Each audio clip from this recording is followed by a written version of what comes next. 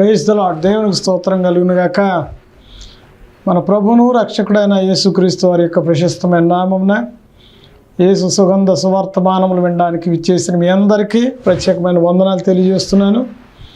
మీరు మీ కుటుంబస్తులందరూ కూడా క్షేమంగా ఉన్నారని ప్రభువును స్తుతిస్తున్నాను. మరొక సమయంలో దేవుని మాటలు వినడానికి మీరు సమయం తీసుకుని దేవుని వాక్యం కొరకు ఎదురు చూస్తున్న మిమ్మల్ని అందరూ కూడా దేవుడు దీవించి ఆశీర్వదించును గాక. ఒక్క నిమిషం కళ్ళు మూసుకున్నట్లయితే ప్రార్థన చేసి వాక్య భాగంలోకి వెళదాం. మమ్మల్ని మిక్కిలిగా ప్రేమించిన మా ప్రియ పరలోకమందున్న తండ్రి, పరిశుద్ధులైన మా ప్రభువా మహోన్నతుడా, మీ పరిశుద్ధ నామమునకు కృతజ్ఞతాస్తుతులు స్తోత్రాలు చెల్లిస్తున్నాం. ఇంతకాలం మమ్మలను కాపాడారు, భద్రపరిచారు.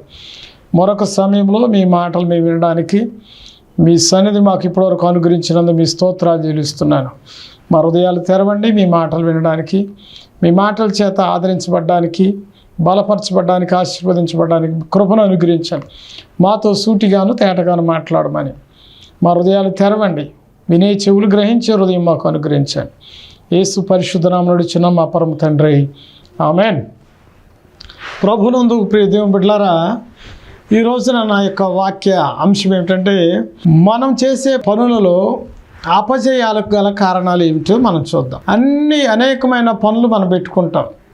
చాలామంది వ్యవసాయం చేసేవాళ్ళు వ్యవసాయ పనుల్లో కొన్నిసార్లు అపజయం పాలవుతారు.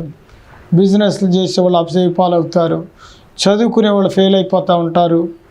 మన యొక్క అపజయములకు, ఫెయిల్యూర్స్కి కారణాలు ఏమిటో మనం తెలుసుకుని వాటిని మనం సరి చేసుకుని అన్నిటిలో జయం పొందడానికి మనము సంసిద్ధులం అవుదాం.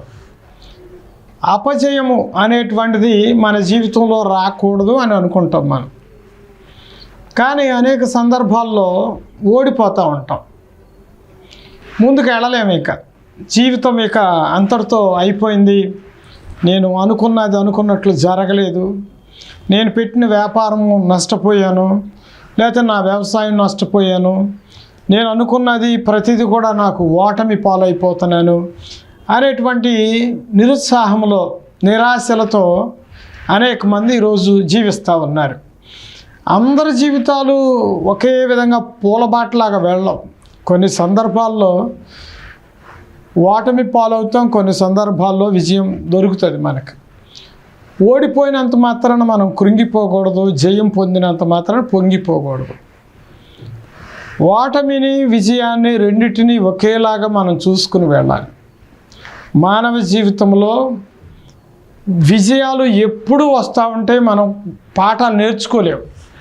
అపజయం కూడా, ఓటమి కూడా వస్తే ఎందుకు ఇలా జరిగింది, ఎందుకు ఓడిపోయాను, దీనిలో ఎందుకు నష్టపోయాను, దీనిలో ఎందుకు ముందుకు సాగలేకపోతున్నాను, ఎందుకని ఇలాగా పరిస్థితి మారిపోయినా అని మనం ఆలోచన చేసుకుని ముందుకు వెళ్ళడానికి అవకాశం ఉంటుంది. కాబట్టి మానవుని యొక్క జీవితంలో ఓటమి అనేటువంటిది ఒక భాగం. ఇంక అయిపోయిందని, ఇక నేను సాగలేనని కూర్చోవద్దు. చాలామంది శాస్త్రవేత్తలు ఉన్నారు, అనేకమైనటువంటి క్రియేట్ చేసినటువంటి వాళ్ళు, బల్బ్ క్రియేట్ చేసిన వాళ్ళైనా, విమానాలు క్రియేట్ చేసి వీటన్నిటికీ సృష్టికర్తలు ఉన్నారు కదండి. వాటన్నిటినీ ఒక ప్రయోగం చేసినప్పుడు దానిలో ఒకసారి ఓడిపోతారు, 10 సార్లు ఓడిపోవచ్చు, 20 సార్లు ఓడిపోవచ్చు, కానీ వాళ్ళు ఆగకుండా అదే ప్రయోగాలను మరలా తిరిగి చేయడం ద్వారా దానిలో సక్సెస్ను పొందుతున్నారు. అలాగే మన జీవితాల్లో కూడా ఒక పని చేసినప్పుడు ఆ పనిలో కొన్నిసార్లు ఓడిపోవచ్చు. వ్యాపారం చేసినప్పుడు నష్టాలు రావచ్చు, వ్యవసాయం చేసినప్పుడు నష్టాలు రావచ్చు, చదువుకునేటప్పుడు కొన్నిసార్లు ఓడిపోవచ్చు. ఇలాంటి సందర్భాల్లో ఇక నేను సాగలేను, ఆగిపోతాను అని అనుకుంటే నీ జీవితంలో ముందుకు వెళ్ళలేవు. ముందుకు వెళ్ళాలి, ఒక గోల్ పెట్టుకుని ఒక ఉన్నతమైన స్థితిలోనికి వెళ్ళాలి అనేటువంటి ఆలోచన నీలో ఉంటే కనుక మళ్ళా నువ్వు ఇంకొక మెట్టు ఎక్కడానికి ప్రయత్నం చేయాలి. వెనక్కి దిగిపోవడమో, అక్కడే ఆగిపోయి చతికిలు పడి కూర్చోవడమో చేస్తే నీ జీవితం ముందుకు సాగదు, అభివృద్ధి పొందలేవు. ఈ రోజున దేవుని వాక్యం సహాయంతో మనము కొంతమంది ఎందుకు ఓడిపోయారు, ఓటమికి గల కారణాలు ఏమిటో మనం తెలుసుకోవడానికి ప్రయత్నం చేద్దాం. నువ్వు కూడా నీ జీవితంలో కొంతమంది చదువుకుంటారు, 10th క్లాస్ చదివారు అనుకోండి, 2 సబ్జెక్టులు మిగిలిపోయినాయి అనుకోండి, ఇంకా నేను చదవనని కూర్చుంటారు. ఏమంటే ఇంకోసారి రాస్తే పాస్ అవుతారు కదా, ఇంకోసారి రాస్తే ప్రయత్నం చేస్తే ఏమంటే ఓటమి నుండి మీరు విజయంలోకి వెళ్తారు కదా, ఎందుకు ఆగిపోవాలి? ఇంటర్మీడియట్ వచ్చినప్పుడు కొంతమంది డిగ్రీలోకి వచ్చిన తర్వాత ఆగిపోతారు. ఇంకా నేను చదవను, నాకు బుర్రకెక్కట్లేదు, నాకు జ్ఞాపశక్తి ఉండట్లేదు అని ఇలాగా మన స్టడీస్లో ఆగిపోతూ ఉంటాం. ఆగకూడదండి, ప్రయత్నాలు చేస్తూ ఉండాలి. పడిపోయిన చోట ఉంటే మనం ఇంకా అక్కడే ఉంటాం. లేవాలి, 10 సార్లు పడిపోయినా లేవడం అలవర్చుకోవాలి. కొంతమంది ఉద్యోగాలు చేస్తూ ఉంటారు, లేకపోతే వ్యాపారాలు చేస్తూ ఉంటారు. చేసినటువంటి వాళ్ళు ఈ సంవత్సరం నష్టం వచ్చింది అనుకోండి, అయ్యో ఇక నష్టం వచ్చింది నేను దుకాణం మూసేస్తానంటే ఇంకేం చేస్తావు? ఇంకో పని పెడతావు. కొంతమంది చూస్తూ ఉంటాం, ఈ పని కాదని ఆ పని కాదని ఈ పని, 10 పనుల్లోకి అడుగు పెడుతూ ఉంటారు. ఎందుకు వాళ్ళ 10 పనుల్లోకి వెళ్తున్నారంటే ఒక పనిలో వాటమి వచ్చినప్పుడు ఇంకా దీనిలో నేను జయించలేను, రాణించలేను అనేటువంటి ఆలోచన కలిగిన వాళ్ళ ఇంకొక పనిని చూసుకుంటారు. అలా వెళ్ళడం వల్ల దేనిలో కూడా సార్థకతను చేకూర్చుకోలేరు. ఒక పనులో ఓడినప్పుడు, లేకపోతే ఒక పనిలో పడిపోయినప్పుడు, దానిలో ఓటమి పాలైనప్పుడు ఇంకా నా వల్ల కాదు అనుకోకుండా మళ్ళీ లేవు, మళ్ళీ రాయి, మళ్ళీ చేయి, మళ్ళీ ప్రయత్నం చేయి. అప్పుడు డెఫినెట్గా నువ్వు జయం పొందుకోగలుగుతావు. అయితే ఓడిపోవడానికి కారణం తెలుసుకుందాం. కారణం ఏంటో తెలుసుకుంటే అప్పుడు దాన్ని మనం సరిగా రెక్టిఫై చేసుకోగలిగితే విజయం మన సొంతం అవుతుంది. ఈరోజున మనం చూస్తున్నాం, ఆదికాండంలో బాబేలు గోపురం కట్టడానికి కొంతమంది పూనుకున్నారంట. ఒక ప్రాంతానికి వచ్చిన తర్వాత దేవుని వాక్యంలో మనం చూడగలుగుతున్నాం. ఆదికాండం 11వ అధ్యాయంలో భూమి అంతటా ఒక్క భాషయు ఒక్క పలుకును ఉండెను. వారు తూర్పున ప్రయాణమైపోచుండగా షీనాహు దేశమందు ఒక మైదానము వారికి కనబడెను. అక్కడ వారు నివసించారు. షీనాహు అనేటువంటి ప్రాంతం దగ్గరకు వచ్చిన తర్వాత వారికి ఒక మైదానం కనపడింది, ఒక మంచి గ్రౌండ్ కనపడేది. ఆ గ్రౌండ్కి వచ్చిన తర్వాత వీళ్ళందరూ అనుకున్నారంట, ఇంకా మనం ఎక్కడికి వెళ్ళొద్దు, ఇక్కడే ఉందాం అనుకున్నారంట. ఇక్కడే ఉందాము, ఎక్కడికి మనమంతా ఒకే భాష మాట్లాడుతున్నాం, ఒకే పలుకు, ఒకే ఆలోచన, ఒకే ఉద్దేశం కలిగి ఉన్నాం, ఇంకా అటు ఇటు చెదిరిపోవడం ఎందుకు, ఇక్కడే కూర్చుందాం, ఇక్కడే ఉందాం అనుకుని ఒక ఆలోచనకు వచ్చి వాళ్ళు అనుకున్నారంట, ఇక్కడ పెద్ద పెద్ద అపార్ట్మెంట్లు కట్టుకుందాం, టవర్స్ కట్టుకుందాం అని ఆది మానవులే ప్లాన్ చేశారంట. ఇప్పుడు కడుతున్నారు పెద్ద పెద్ద టవర్స్, ఏమంటే కొన్ని 100 స్టేర్స్ వేసి టవర్స్ ఇప్పుడు కడుతున్నారు. ఇదివరకు రోజుల్లోనే ఆదికాండంలోనే 11వ అధ్యాయంలోనే మనం చూడగలుగుతున్నాం టవర్ కట్టినటువంటి వాళ్ళు. ఈ ఆది మానవులే, వాళ్ళు అనాగరికులుగా ఉన్నప్పుడే వాళ్ళు టవర్స్ కట్టడం స్టార్ట్ చేశారంట. మనం ఎక్కడికి చెదిరిపోవద్దు, ఇక్కడే ఉందాము, పెద్ద పెద్ద టవర్స్ మనం ఇక్కడే కట్టుకుందాము, ఇక్కడే కూర్చుందాం, ఇక్కడే తిందాం, ఇక్కడే బిజినెస్ చేసుకుందాం, ఇక్కడే వ్యవసాయాలు చేసుకుందాం, ఇంకా ఎక్కడికి మనము వెళ్ళిపోవద్దు, ఇక్కడే ఉందాం అనుకుని వాళ్ళు ఇక్కడ పని స్టార్ట్ చేశారంట. వాళ్ళకున్న జ్ఞానముతో, వాళ్ళకున్న తెలివితో, వాళ్ళకున్నటువంటి బలముతో వాళ్ళు స్టార్ట్ చేశారు, వర్క్ స్టార్ట్ చేశారు. ఇటుకలు కాలుస్తూ ఉన్నారు. అందరూ ఒకే భాష, వేరే వేరే భాషలు. ఇప్పుడంటే రకరకాల భాషలు మాట్లాడుకున్నారు, ఒకళ్ళ మాట ఒకరికి అర్థం కాదు. కానీ అప్పుడు ప్రారంభంలో ఒకే భాష, ఒకే పలుకు, ఒకే మాట, ఒకే ఆలోచన మీద ఉన్నారు. వాళ్ళు ఐక్యతతో ఆ పని ప్రారంభించారు. ప్రారంభించి పని చేస్తూ ఉన్నప్పుడు ఒక టవర్ తర్వాత ఒక టవర్, దాని తర్వాత ఒకటి కడతా ఉన్నారు.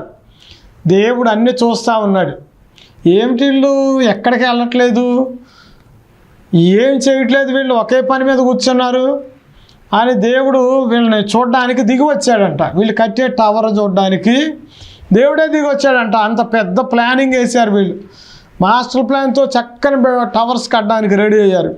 మంచి జ్ఞానవంతులు వీళ్ళు. ఆ రోజుల్లోనే మంచి ఇంజనీర్లుగా పనిచేస్తున్నారు వీళ్ళు. మంచి పరిజ్ఞానంతో వాళ్ళు బిల్డింగ్స్ కట్టడానికి రెడీ అయ్యారు. జ్ఞానం ఉంది, తెలివి ఉంది, బలం ఉంది, కావలసినటువంటి అక్కడ సామగ్రి ఉంది, వాళ్ళకి అన్నీ ఉన్నాయి. కానీ దేవుడు దిగి వచ్చి చూశాడు, ఏంటో వీళ్ళందరూ ఇక్కడే ఉంటున్నారు, ఎటు బేసకట్లేదు, ఎటు కదలట్లేదు అని చూసి దేవుడు అనుకున్నాడు, వీళ్ళని ఇలాగే ఉంచితే మన ప్రణాళిక నెరవేర్చబడదు అని దేవుడు ఏం చేశాడంటే అక్కడ దిగి వచ్చినటువంటి దేవుడు ఆ పని అంతటి కూడా పాడు చేశాడంటే. ఇంకా ఏ పని పాడు చేయడం అంటే వాళ్ళందరిలో వాళ్ళు ఒకే భాష మాట్లాడేటువంటి వారిలో దేవుడు అనేక భాషలు మాట్లాడే విధంగా ఒకళ్ళ భాష ఒకళ్ళు మాట్లాడకుండా వాళ్ళ భాషలను దేవుడు తారుమారు చేశాడు. అంటే ఇక్కడ మనం 7వ వచనంలో చూస్తే, కనుక మనం దిగిపోయి వారిలో ఒకరి మాట ఒకరికి తెలియకుండా అక్కడ వారి భాషను తారుమారు చేయడం రండని అనుకునేను. అలాగూ యెహోవా అక్కడి నుండి భూమి అందంతటా వారిని చెడగొట్టాను కనుక వారు ఆ పట్టణమును కట్టుట మానిరి. ఇక్కడ చూడండి, పెద్ద పట్టణాన్ని స్టార్ట్ చేసి కడతా ఉన్నారు. ఇంకా వేరే పట్టణాలు కట్టాలి, ఇంకా వేరే ప్రాంతాలకు వెళ్ళాల్సింది పోయి అక్కడే ఉండి చేస్తూ ఉన్నారు. ఇప్పుడు చూడండి, దేవుడు దిగి వచ్చి వాళ్ళందరి మధ్యలోకి దిగి వచ్చి వాళ్ళందరి భాషలను దేవుడు తారుమారు చేశాడు. ఇప్పుడు ఒకళ్ళ భాష ఒకళ్ళకి అర్థం కావట్లేదు. అప్పుడు అందరికీ ఒకే భాష, ఎవరేది మాట్లాడినా అందరికీ అర్థమయ్యేది. కానీ ఇప్పుడు దేవుడు తారుమారు చేసిన తర్వాత భాషలు, ప్రపంచంలో ఈ రోజున అనేక వేల భాషలు ఉన్నాయి. ఏమన్నా ఇంగ్లీషే కానివ్వండి, ఫ్రెంచే కానీ, లేకపోతే తెలుగు, కన్నడ, మలయాళం, ఇలాగా హిందీ, ఉర్దూ, రకరకాల భాషలు ఉన్నాయి. ఒకళ్ళ భాష ఇంకొకరికి అర్థం కావట్లేదు. అక్కడ ఈ భాషలు అర్థం కాకపోయేసరికి అక్కడ వాళ్ళలో ఐక్యత పాడైపోయింది. వాళ్ళు సఖ్యంగా ఉండి ఒకే పని చేసుకునేటువంటి వారు ఇంకా వాళ్ళు గలిబిలైపోతున్నారు. ఒకరు చెప్తుంటే ఈ మాటకి దానికి మీనింగ్ తెలియక ఏం చేయాలో అర్థం కావట్లేదు. వాళ్ళు ఇటుకలు అందిస్తారా అంటే ఇంకోటి అందిస్తున్నాడు, అది చేయరంటే ఇంకోటి చేస్తున్నాడు. గలిబిలైపోయింది వాతావరణం అంతా కూడా. ఒకళ్ళ మాట ఒకరికి అర్థం కాకపోతే ఏం చేయగలుగుతారండి? కాబట్టి అక్కడ భాషలు తారుమారు అయ్యేసరికి వాళ్ళందరూ కూడా ఇక పని మానేసుకుని ఎక్కడ వాళ్ళు అక్కడ చల్లా చెదురుకు వెళ్ళిపోయారు. వాళ్ళ పని అంతా కూడా అక్కడ అపజయం పాలైపోయింది. వాళ్ళు జయం పొందాలనుకున్నారు, పెద్ద పట్టణాన్ని కట్టాలనుకున్నారు, పెద్ద పెద్ద టవర్స్ ఆ ప్రాంతంలో కట్టాలని ప్లాన్ చేసుకున్నారు. కానీ అదంతా కూడా అటర్ ఫ్లాప్ అయిపోయింది. ఇంకా వాళ్ళు ఎటోళ్ళు అటు వెళ్ళిపోయారు. ఈ పని అంతా కూడా ఆగిపోయింది. ఈ పని ఆగిపోయింది, వెళ్ళిపోయారు. ఎందుకు ఇలా జరిగింది? వాళ్ళ తెలివి తక్కువయ్యా, లేకపోతే వాళ్ళకి బలం లేక, వాళ్ళకి వనరులు లేక, లేకపోతే ఏం లేక వాళ్ళు అంత పెద్ద ఆ ప్రాజెక్టు వాళ్ళకైతే అర్థం కాదు. ప్రాజెక్ట్ అంతా పాడైపోవడానికి గల కారణాలు ఎందుకని దేవుడే దిగి రావడానికి కారణం ఏంటి? దేవుడే ఆ పనిని అలాగా ఆటంకపరచడానికి దేవుడికి ఇష్టం లేదా? డెవలప్ అవ్వడం, లేకపోతే అందరు కలిసి ఉండడం దేవునికి ఇష్టం లేక అలా చేశాడా అని చాలామంది అనుకోవచ్చు. అయితే ఇక్కడ ఒక విషయాన్ని మనం గమనించాలి. ఎందుకు దేవుడు వీళ్ళని అలాగే చెదరగొట్టేశాడు? ఒక్కచోట ఉండనీయకుండా వాళ్ళ భాషలు తారుమారు చేసి వాళ్ళ ప్రాంతంలో నుండి వాళ్ళున్న మైదానం నుండి ఎటోళ్ళు అటు చెదిరిపోయేటట్లుగా దేవుడు చేయడానికి గల కారణం ఏంటో మనం చూడగలుగుతున్నాం.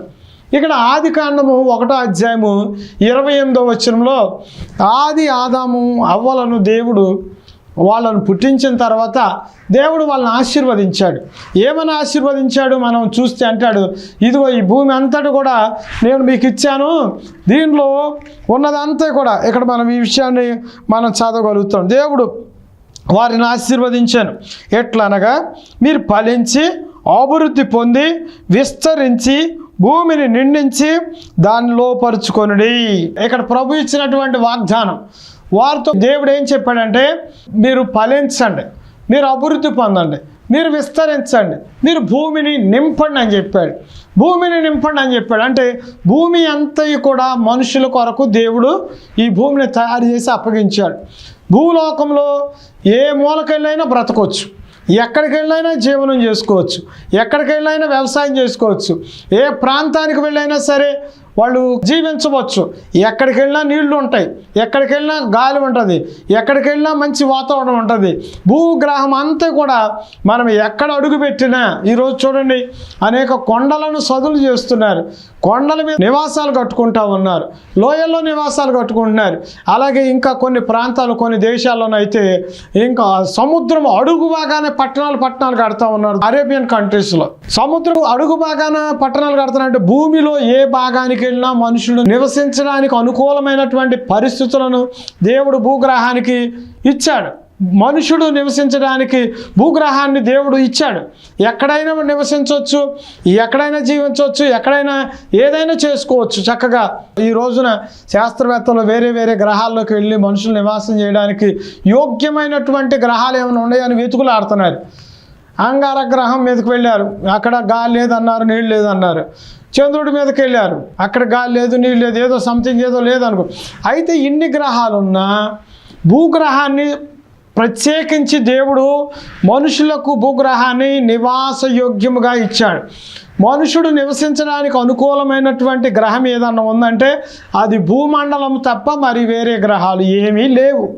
అది తెలుసుకోకుండా ఈ రోజున చాలామంది ఆ గ్రహంలోకి వెళదాం, ఈ గ్రహంలోకి వెళదాం, అక్కడ నివాసం చేద్దాం, ఇక్కడ నివాసం చేద్దాం అంటాడు. ప్రియ దేవుని బిడ్డలారా, భూగ్రహంలో మనిషి ఏ ప్రాంతానికి వెళ్ళినా, తూర్పుకి వెళ్ళినా, ఉత్తరానికి వెళ్ళినా, పడమరకు వెళ్ళినా, దక్షిణానికి వెళ్ళినా, నలుగు దిశల్లో ఎక్కడికి వెళ్ళినా సరే మనుషుడు నివసించవచ్చు. దేవుని యొక్క చిత్తం ఏమిటంటే మనుషుడు విస్తరించాలి, అభివృద్ధి పొందాలి, మనిషి విస్తరించాలి, భూమి అంతా నిండిపోవాలన్నది దేవుని యొక్క ప్రణాళిక, దేవుని ఉద్దేశం. అది దేవుడు ఆ విధంగా ఆది మానవులను దేవుడు ఆశీర్వదించాడు. మీరు ఫలించండి, అభివృద్ధి పొందండి, విస్తరించండి, భూమి అంతా నిండిపోండి అన్నాడు. మీకు ఇవన్నీ మీకోసం, భూమి మొత్తం ఏ మూలకెళ్ళినా వాటర్ దొరుకుతుంది, ఏ మూలకెళ్ళినా గాలి దొరుకుతుంది, ఎక్కడ నివాసం చేసినా మీకు కావలసిన ఆయిల్ దొరుకుతుంది, ఆ కావలసిన ఇనుము దొరుకుతుంది, కావలసిన బంగారం దొరుకుతుంది, ఇత్తడి దొరుకుతుంది, మీకు కావలసిన పెట్రోలే కానీ, కిరోసినే కానీ, డీజిలే కానీ ఏ మూలకెళ్ళినా మీకోసం ఉంటుంది. ఈ ఒక్క ప్రాంతంలోనే కాదు, దేవుని యొక్క చిత్తమును వీళ్ళు సరిగా అర్థం చేసుకోకుండా ఇక్కడే ఉందాం, ఇక్కడే తిందాం, ఇక్కడే డెవలప్ అవుదాం, ఇక్కడే పట్టణాన్ని కట్టుకుందాం, ఈ ఇంటి మీద ఇంటి ఇక్కడే కట్టేసుకుందాం అనుకున్నారు. కానీ వేరే ప్రాంతాలకు వెళ్ళాలి, దేవుని చిత్తమును దేవుని ఆలోచనను మనం నెరవేర్చాలనేటువంటి ఆ ఆలోచన లేకుండా వాళ్ళు అక్కడే ఉండడం వల్ల దేవుడు ఆలోచన ఏమిటంటే వీళ్ళకి భూమండలం మొత్తాన్ని ఇచ్చాను, భూమి మీద ఎక్కడికైనా వెళ్ళొచ్చు, ఎక్కడైనా బ్రతకొచ్చు, ఎక్కడైనా నివాసం చేయొచ్చు. కానీ వీళ్ళు ఏం చేస్తున్నారు, ఇక్కడే ఉండాలని ప్లాన్ చేసుకున్నారు.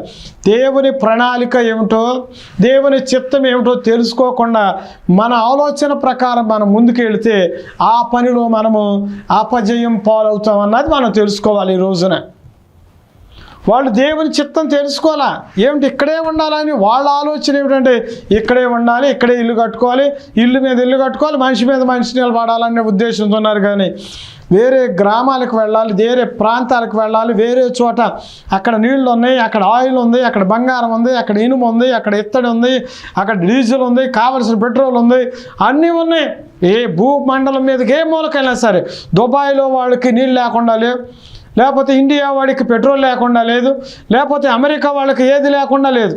అన్ని ఏ దేశంలోకి వెళ్ళినా మనుషులకు కావలసినవన్నీ కూడా భూమండలం మీద దేవుడు ఎప్పుడో మనం పుట్టక మునిపే వాటన్నిటిని మన కోసము ఆయన ప్రిపేర్ చేశాడు, రెడీగా ఉంచాడు. ప్రియ దేవుని బిడ్డలారా, వీటన్నిటిని అనుభవించడం కొరకే మానవుడిని దేవుడు భూమి మీద నిర్మించాడు, పుట్టించాడు, సృష్టించాడు. కాబట్టి మానవుడు కూడా ఫలిస్తున్నాడు. ఇప్పుడు అభివృద్ధి పొందాలి, విస్తరించాలి, భూమిని నింపాలి. దేని చేతనే? మనుషుల చేత నింపాలి, ఇంకా అనేకమైనటువంటి వనరుల చేత భూమండలాన్ని నింపాలన్నది దేవుని యొక్క ఉద్దేశం. దేవుని ఉద్దేశం తెలుసుకోకుండా, దేవుని చిత్తం ఏమిటో తెలుసుకోకుండా, మన ఆలోచన ప్రకారము మనకు జ్ఞానం ఉంది కదా, మనకు తెలివి ఉంది కదా, మనకు డబ్బు ఉంది కదా, లేకపోతే మనకు కావాల్సిన వనరులు ఉన్నాయి కదా, స్టార్ట్ చేసేద్దాం అని చేసుకున్నారనుకోండి, దానిలో అపజయం పాలవుతారు. అందుకే ప్రియ దేవుని బిడ్డలారా గమనించండి, మీరు ఏదన్నా పని తలపెట్టినప్పుడు తెలుసుకోండి, ఇది దేవుని చిత్తమా కాదా, దేవుని ప్రణాళికలో ఇలా జరగడం ఉందా లేదా అన్నది మనము తెలుసుకున్న తర్వాత దానిలోనికి వెళ్ళాలి. ఏ వ్యవసాయం ప్రారంభించినా, ఏ వ్యాపారం ప్రారంభించినా, ఏ చదువు ప్రారంభించినా, ఏ ఉద్యోగాన్ని ప్రారంభించినా, నీ జీవితంలో ఏది ప్రారంభించినా ఇది దైవ నిర్ణయమా కాదా, దీనిలో నేను జయం పొందుతానా లేదా అని దేవుని దగ్గర మనము విచారించి, దేవుని దగ్గర ప్రార్థన చేసి, దేవుని అడిగి, దేవుని దగ్గర కనిపెట్టి మనం ఆ పనిని ప్రారంభిస్తే దానిలో దేవుడు తప్పనిసరిగా జయమిస్తాడు. దేవునికి స్తోత్రం కలుగునుగా. హల్లెలూయా. అపజయానికి కారణం ఏంటంటే దేవుని చిత్తము తెలుసుకోకుండా, మన చిత్త ప్రకారం, మన ఆలోచన ప్రకారం, మనకున్న జ్ఞానాన్ని బట్టి, మనకున్న తెలివిని బట్టి, మనకున్నటువంటి బలంను బట్టి, అది జనబలమైన, ధనబలమైన ఏదైనా బలాన్ని చూసుకుని మనం ముందుకెళ్తే దానిలో మనము ఓడిపోతాం. అందుకని బాబేలు గోపురం కట్టాలనుకున్నటువంటి వాళ్ళందరూ చాలా బలమైనటువంటి యోధులే, మంచి జ్ఞానం కలిగినటువంటి యోధులే, అన్నీ తెలిసినటువంటి వాళ్ళే. అయినా పని మధ్యలో ఆపేసి ఎటువంటి అటు చల్లా చెదురైపోయారు. ప్రియ దేవుని బిడ్డలారా, గమనించండి. ఈ రోజున నువ్వు తలపెట్టిన పని ఆగిపోయిందని బాధపడుతున్నావా? మళ్ళీ ఒకసారి దేవుని సన్నిధిలో ప్రార్థన చేయి. దేవా, ఇదిగో నీ చిత్తం, మరి మీ చిత్తం అయితే నేను ఈ పని కొనసాగిస్తాను, నీ చిత్తం అయితే వ్యవసాయం చేస్తాను, నీ చిత్తం అయితే దీనిలో నేను ముందుకు వెళ్తానని దేవుణ్ణి అడిగితే తప్పనిసరిగా దేవుడు నీకు సహాయము చేస్తాడు. అది మనం తెలుసుకోవడానికి ప్రయత్నం చేద్దాం. దేవునికి స్తోత్రం కలుగునుగా. హల్లెలూయా.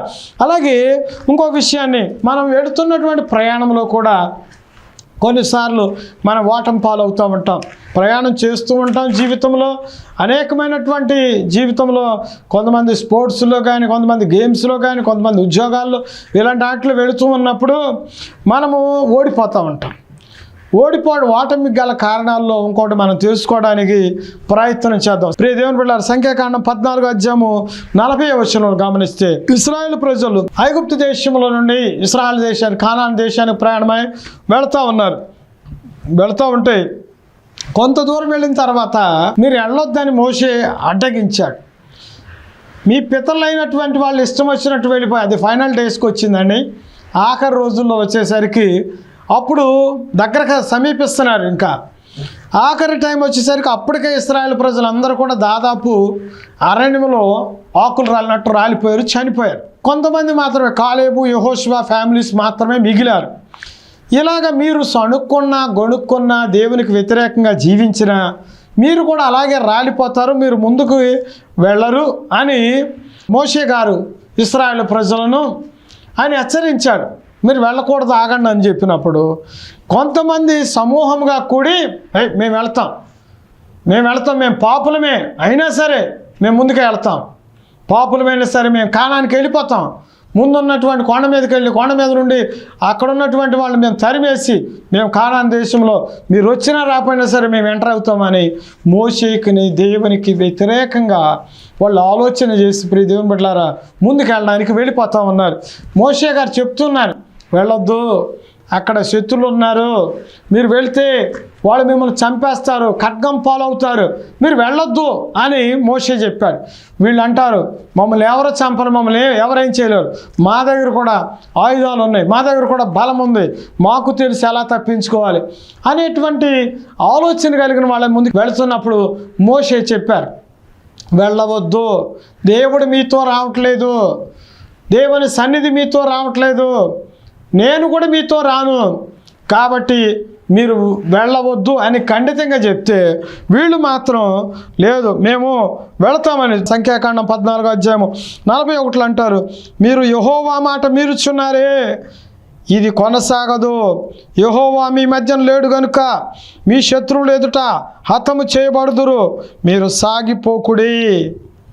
ఇక్కడ చూడండి, మోషే చెప్తున్నాడు, మీరు వెళ్ళబాకండి, దేవుడు లేడు మీతో, దేవుని సన్నిధి మీతో రావట్లేదు, నేను కూడా రావట్లేదు, కాబట్టి మీరు దయచేసి ముందుకు వెళ్ళొద్దు, ఆగండి ఇక్కడ అని చెప్పినప్పుడు వీళ్ళు అంటారు, లేదు మేము వెళ్ళిపోతాం. అయితే ఇక్కడ 44వ వచనంలో మనం చూస్తే, అయితే వారు మూర్ఖించి కొండ కొన ఎక్కిరి, అయినను యెహోవా నిబంధన మందసమైనను మోషే అయినను పాళెంలో నుండి బయలు వెళ్ళలేదు. అప్పుడు ఆ కొండ మీద నివాసమున్న అమాలేకీయులు, కానానీయులు దిగి వచ్చి వారిని కొట్టి హెర్మోను వరకు వారిని తరిమి హతము చేసిరి. ప్రియ దేవుని బిడ్డలారా, గమనించండి, ఇక్కడ మోషే చెప్తున్నాడు, వెళ్ళొద్దు, దేవుడు మీతో రావట్లేదు, మీరు వెళ్ళొద్దు, ముందుకు ప్రయాణం చేయొద్దు, అక్కడ శత్రువు ఉన్నాడు, జాగ్రత్త అని చెప్తే వీళ్ళు అంటారు వెళ్ళిపోతాం. భీష్మించుకొని వాళ్ళు రౌద్రంతో, లేదు మేము వెళ్తామని వెళ్ళారు. ఇంకోసారి చెప్పాడు మోషే గారు, అయ్యా దేవుని సన్నిధి రావట్లేదు, దేవుడు రావట్లేదు, నేను కూడా రావట్లేదు అని వాళ్ళు పాళెంలోనే అక్కడ నిలబడ్డారు. ఆ ప్రాంతం దాటి వీళ్ళు వెళ్తున్నారు కదా, వీళ్ళు వెనకాల వెళ్దామని అనుకోలేదు. ముందు వెళ్ళాల్సింది మోషే, ముందు వెళ్ళాల్సింది దేవుడు, ముందు వెళ్ళాల్సింది దేవుని మందసం, దేవుని సన్నిధి వెళ్ళాలి. కానీ వీళ్ళే ముందు వెళ్ళిపోతున్నారు. దేవుడు లేకుండా, దేవుని సన్నిధి లేకుండా, దైవజనుడు మనతో లేకుండా ప్రయాణం చేస్తే మన ప్రయాణంలో ఆటంకాలు తప్ప మన ప్రయాణం సుఖవంతంగా సాగదు. ఏ పని చేయాలనుకున్నా, దేవునిలో జయం పొందాలనుకున్నా మీతో దేవుడు నడుస్తున్నాడా లేదా, దేవుని సన్నిధి మీ వెంటే ఉందా లేదా, దైవజనుడు యొక్క మాటను మీరు వింటున్నారా లేదా, దైవజనుడు కూడా మీతో వస్తేనే మీకు విజయం కలుగుతుంది. మేమేం చెప్పక్కర్లేదు మా పాస్టర్ గారికి, మా పని మేము చేసుకుంటాం అనుకుంటే దానిలో ఓటమి పాలు తప్ప విజయం మీకు చేకూరదు. ప్రియ దేవుని బిడ్డలారా గమనించండి, ఇశ్రాయేలు ప్రజలు భీష్మించుకొని కోపంతో దైవజనుడు మాట పక్కన పెట్టి ఆయన చెప్పాడు, నేను రాను మీతో పాటు, వెళ్ళొద్దు. ఇప్పుడు దేవుడు చెప్తున్నాడు మీరు వెళ్ళొద్దు అని చెప్తున్నాడు. ఆయన దేవుని మాటను ధిక్కరించి, దైవజనుడి మాటను ధిక్కరించి, దేవుని సన్నిధి వారికి తోడు రాకపోయినా వాళ్ళు ముందుకు ప్రయాణమై మాకు బలం ఉంది, మాకు శక్తి ఉంది, మాకు జ్ఞానం ఉంది, మేము ఈ ప్రయాణంలో ముందుకెళ్ళిపోతామని వెళ్ళారు. కానీ వెళ్ళిన తర్వాత ఆ కొండ మీద చెప్పాడు, మోషే చెప్పారు, అయ్యా కొండ మీద శత్రువులు ఉన్నారు, అమాలేకులు ఉన్నారు, పెరిజ్జీయులు ఉన్నారు, కానానీయులు ఉన్నారు, వాళ్ళందరూ చాలా మూర్ఖులైనటువంటి వాళ్ళు మిమ్మల్ని చంపేస్తారని చెప్పినా సరే ఎవరు మమ్మల్ని ఏం చేయలేరు అన్నట్టు భీష్మించుకొని వాళ్ళు ధైర్యంగా ముందుకు వెళ్ళారు. వెళితే ఆ కొండ మీదే ఉన్నటువంటి అమాలేకులు వాళ్ళని తరుముకుంటా వచ్చి వాళ్ళని చంపేశారు, హతం చేసేసారు. ప్రియ దేవుని బిడ్డలారా, ఇక్కడ దైవజనుడు మాటలు వింటే వాళ్ళ ప్రాణాలు దక్కేవి కదా, వాళ్ళ కుటుంబాలకు వాళ్ళు కుటుంబ సభ్యులుగా మిగిలేవారు కదా. వాళ్ళు దేవుని మాటను దైవజనుడి మాటను ధిక్కరించడం వల్ల, వద్దన్నప్పుడు మేము చేసుకుంటామని వెళ్ళడం వల్ల వాళ్ళు నష్టపోయారు, వాళ్ళ కుటుంబాలు అనాథలైపోయినాయి, వాళ్ళ ప్రాణాలు పోగొట్టుకున్నారు, శత్రువుల చేతిలో భయంకరంగా ఓడిపోయి చంపబడ్డారు. వీళ్ళ ఓటమికి గల కారణాలు ఏమిటంటే దేవుడు వారితో లేడు అన్నది తెలిసి కూడా, దైవజనుడు వద్దని చెప్పినా కూడా మాట వినకుండా ముందు వెళ్ళడమే వాళ్ళు చేస్తున్న పొరపాటు. ప్రియ దేవుని బిడ్డలారా ఒక్కటి గమనించండి, మీ జీవితంలో కూడా అపజయాలు ఎదురవుతున్నాయా? అపజయాల కారణం ఏంటో చెప్పాను. దేవుని చిత్తము తెలుసుకోకుండా దేనిలో మీరు అడుగుపెట్టినా దానిలో ఓడిపోతారు.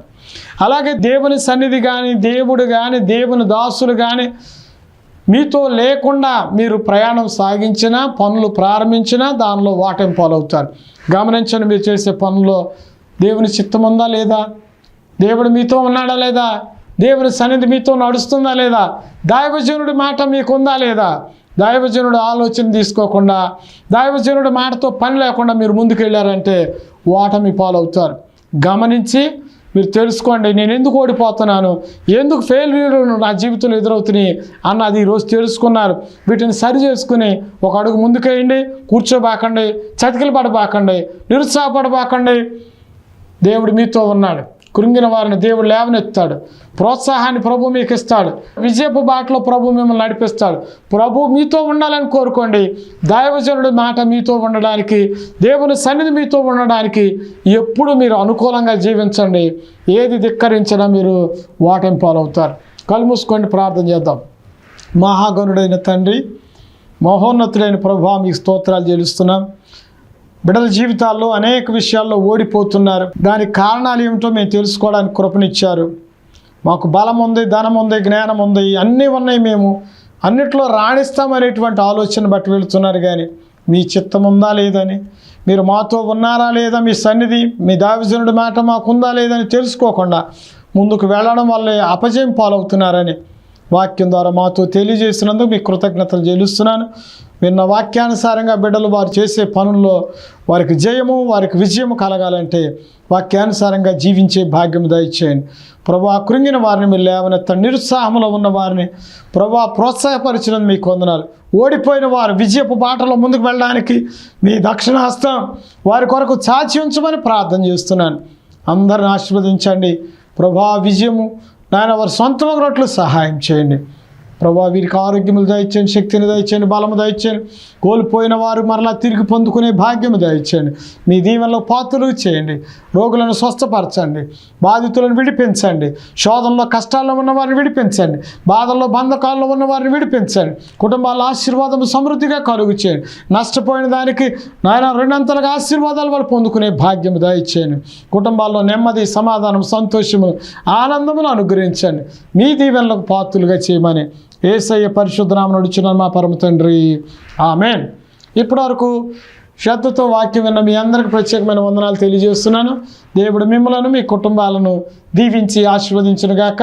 మీకేమైనా ప్రార్థన అవసరాలు ఉంటే మాకు తెలియచేయండి. స్క్రీన్ మీద కనబడుతున్న ఫోన్ నెంబర్కి ఫోన్ చేయండి, లేదంటే మెసేజ్ పెట్టండి. మీకోసం నిత్యం ప్రార్థన చేయడానికి మేము సిద్ధంగా ఉంటాం. దేవుడు మిమ్మల్ని దీవించును గాక. ఆమేన్.